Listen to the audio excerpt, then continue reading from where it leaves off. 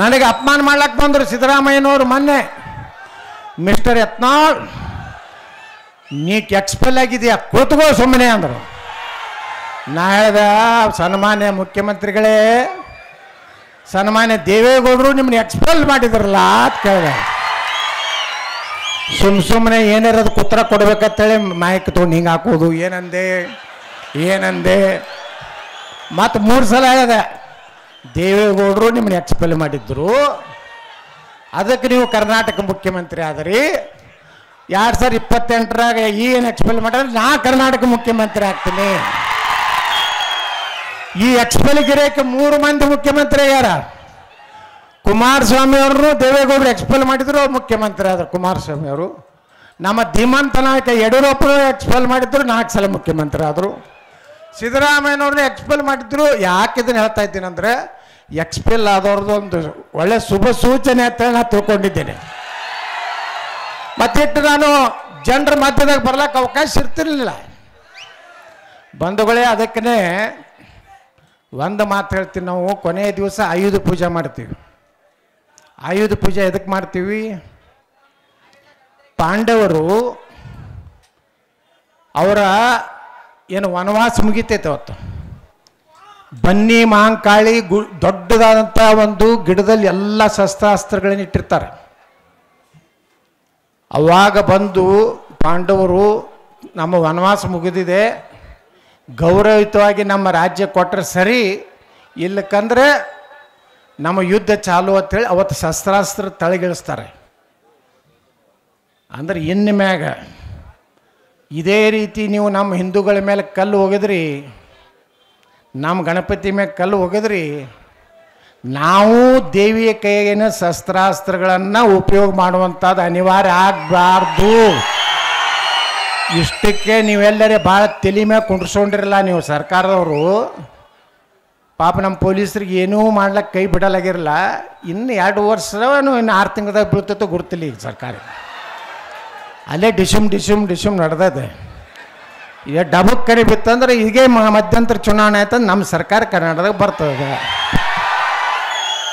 ಅದಕ್ಕೆ ನಾ ಎಲ್ಲ ಅಧಿಕಾರಿಗಳಿಗೂ ಕಿವಿ ಮಾತು ಹೇಳ್ತೀನಿ, ಭಾಳ ಅತಿ ಮಾತು ಕೇಳಕ್ಕೆ ಹೋಗ್ಬೇಡ್ರಿ.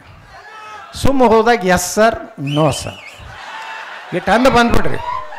ಹಿಂದೂಗಳ ಮೇಲೆ ಗಡಿಪಾರು ಮಾಡ್ತೀನಿ, ನಮ್ಮವ್ರ ಹೊರಗೆ ಹಾಕ್ತೀನಿ, ಹಿಂದೂಗಳ ಮೇಲೆ ಸಿಕ್ಕಾಪಟ್ಟೆ ಕೇಸ್ ಹಾಕ್ತೀನಿ ಅಂದರೆ, ನಮ್ಮ ಸರ್ಕಾರ ಬಂದ ಮೊದಲನೇ ದಿವಸನೇ ಎಲ್ಲ ಹಿಂದೂ ಕಾರ್ಯಕರ್ತರ ಕೇಸ್ ವಾಪಸ್.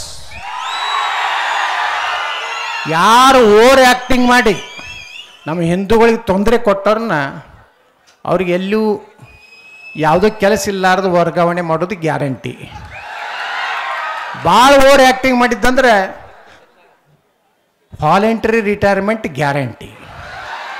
ಇದು ತಲೆಯಾಗಿಟ್ಕೋರಿ. ನಿಮಗೇನು ಅನಿಸಿರ್ಬೇಕು, ಇವ್ರು ಯಾರೋ ಬರೋದಿಲ್ಲ, ಅಧಿಕಾರಕ್ಕೆ ಬರೋದಿಲ್ಲ, ಇವರೇ ಆಳ್ತಾರೆ, ಈ ಚಂದಪ್ಪಗಳೇ ಆಳ್ತಾರ್ತೀವಿ ಅಂತ ತಿಳ್ಕೊಂಡ್ರಲ್ಲ. ಈ ಮುಗಿದೈತಿ ಗ್ಯಾರಂಟಿ. 5 ಗ್ಯಾರಂಟಿಗಳದು ಮುಗಿದೈತಿ. 6ನೇ ಗ್ಯಾರಂಟಿ ಅಂದ್ರೆ ಹಿಂದೂ ಸರ್ಕಾರ ಬರೋದು ಗ್ಯಾರಂಟಿ. ಅವಾಗ ಮಾತ್ರ ನೀವು ಇವತ್ತೇನು ಸಿಟಿ ಹೊಡೆದಿರಲ್ಲ, ಇದೇನು ಶ್ರೀಮಂತರಾಗ್ಯಾರಲ್ಲ, ನಿಮ್ಮನ್ನೆಲ್ಲ ಲೂಟಿ ಮಾಡಿ ಮಾಡಿ ಎಷ್ಟು ರೊಕ್ಕ ಕೊಡ್ತಾರೆ ತಗೋರಿ, ಹೊಟ್ಟೆ ಬಿಡಬೇಡ್ರಿ. ಯಾಕಂದ್ರೆ ಅದು ಅವ್ರ ಅಪ್ಪನಲ್ಲ, ನಿಮ್ಮದೇ ತಲೆ ಬೋಳಿಸಿದ್ದೆ. ಆ ರೊಕ್ಕ ಎಲ್ಲ ತಗೋರಿ, ಚೈನಿ ಹೊಡೀರಿ. ನಮ್ಮ ಬಿಜಾಪುರ ಮಂದಿ ಹಾಗೆ ಮಾಡಿದ್ರು. ನನ್ನ ಕೆಡವಲಾಕ 3 ಮಂದಿ ರೊಕ್ಕ ಕೊಟ್ಟು ಕಳಿಸಿದ್ರು. ಬೆಳಗಾವಿನಿಂದ ಬತ್ತು, ಶಿವಮೊಗ್ಗದಿಂದ ಬತ್ತು. ನಮ್ಮ ಮಂದಿ ಭಾಳ ಹುಷಾರು ಬಿಜಾಪುರದವ್ರು. ಫುಲ್ಲ ಯತ್ನಾಳ ಕೆಡವೆ ಬಿಡೋದ್ರಿ ಈ ಸಲ, ಏನು ಪ್ರಾಬ್ಲಮ್ನೇ ಇಲ್ಲ. ಹೆಣ್ಮಕ್ಳು ತಂದವ್ರು ಬಂಗಾರ ಗಡಿಗೆ ಹೋದರು, ಹುಡುಗರು ತಂದವ್ರು ದಾಬಾಕ್ಕೆ ಹೋದರು. ಮುಂಜಾನೆ ಏನೈತಿ 7 ಗಂಟೆಗೆ ಹೂಟಿಂಗ್ ಚಾಲು ಆಯಿತು. ಕಮಲಕ್ಕೆ ಕ್ವಾಯಿಂಗ್ ಕ್ವಾಯಿಂಗ್ ಕ್ವಾಯಿಂಗ್ ಕ್ವಾಯಿಂಗ್ ಹೊರಗೆ ನಿಂತಿದ್ರಲ್ಲ ಅವ್ರು ರೊಕ್ಕ ಕೊಟ್ಟವ್ರು. ಅವ್ರು ನೋಡಿಕೊಳ್ಳೇನೆ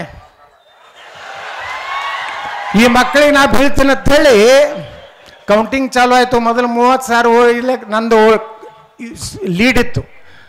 ಮತ್ತು ಅದು ಮಿನಿ ಪಾಕಿಸ್ತಾನ ಬಂದ ಮ್ಯಾಗೆಲ್ಲ ಲೀಡ್ ದನ ದನ ದನ ದನ ಇಳಿದೆಯಲ್ಲ.